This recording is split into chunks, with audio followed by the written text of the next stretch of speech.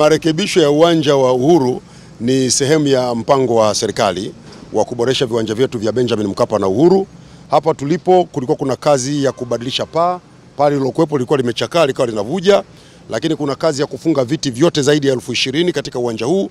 Kazi hiyo imeanza, mnaviona nyuma yangu ni viti ambavyo tayari vimewekwa katika jukwaa kuu, lakini tulikuwa tuna matatizo makubwa kwenye pitch, eneo la kuchezea ambalo tutaweka nyasi bandia. Kazi hizi zote zinaendelea. Lakini pia kwenye eneo la barabara ya kuzunguka uwanja, running track, na yenyewe ilikuwa imechakaa, tumeshaweka tabaka jipya. Kuna sehemu ilikuwa ina kera hapa Uhuru, ilikuwa inaotesha nyasi, pana kama kimsitu cha nyasi hivi. Tumeondoa, tumeweka vitofali vidogo vile paving blocks kwa ajili ya kupaweka kuwa nadhifu zaidi. Viti kwa ajili ya mzunguko viko njiani vinakuja, mpaka mwisho wa mwezi wa 10 vitakuwa vimefika hapa Tanzania kwa ajili ya kuvifunga. Lakini hivi vya jukwaa kuu tumevifunga kwa haraka kwa sababu uwanja una matumizi makubwa ya karibuni. Uwanja huu pia tunategemea utumike kwenye sherehe za uapisho, matukio ya kitaifa haya. Kwa hiyo kwenye maandalizi ya kutumika kwa ajili ya sherehe hizi, uwanja mpaka sasa umefikia 90%. Tumeshakamilisha sehemu kubwa ya vitu ambavyo tulikuwa tunavifanya. Lakini kubwa zaidi ambalo nitaka kuzungumza na nyinyi ni juu ya kukamilisha ukarabati mzima uwanja wa Uhuru ili utumike kama uwanja mbadala wa uwanja wa Benjamin Mkapa. Sasa tulikuwa tuna changamoto hapa na TFF wakaufungia uwanja huu kwa sababu sehemu yake ya kuchezea ilikuwa imechakaa sana, kwa hiyo ukawa haufai, lakini pia hakukuwa na taa.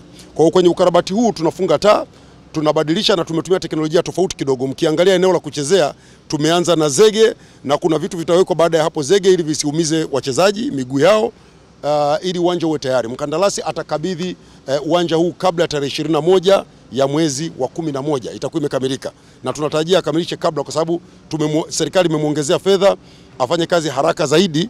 Tukifika hapo tutakuwa tumeuwezesha uwanja wa Uhuru kutumika kwa sehemu kubwa ya mechi za kimataifa na ligi kuu, wakati uwanja wa Benjamin Mkapa tunafanya mabadiliko ya pitch. Tuliwaambia kabla, watu wengi wametupatia majina mengi, sijui stadio de marekebisho na vitu vya namna hiyo. Acheni mbwembwe, tulishasema tangu mapema uwanja unahitaji marekebisho makubwa ya pitch. Uwanja wa Benjamin Mkapa, marekebisho makubwa ya pitch yanataka kuondoa tabaka la juu lote, tubadilishe tuweke tabaka jingine. Uwanja wa Uhuru tuna ukarabati kwa zaidi ya shilingi bilioni 19.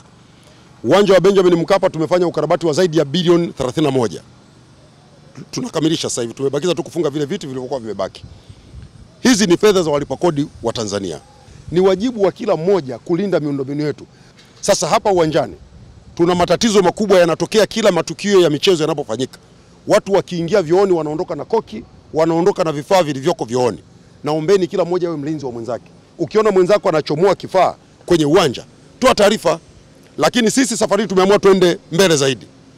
Tumeshaamua kuanzia sasa matukio yote ya uwanja wa Uhuru, uwanja wa Benjamin Mkapa na viwanja vyote vya serikali tutaweka toilet attendants kwenye vyoo vyote, tutaweka watu.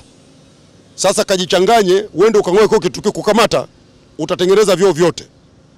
Kwa hiyo naombeni watu mkija viwanjani, njooni mtumie viwanja, sio kuja kuvihujumu.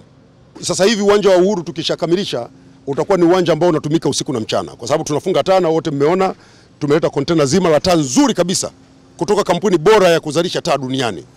Ziko pale. Nyasi tunazoweka hapa ni za ubora wa kiwango namba 1. Ndio zitakazofungwa hapa uwanja wa Uhuru. Na tumekuja safari hii tunaweka kitu kinaitwa shock pad.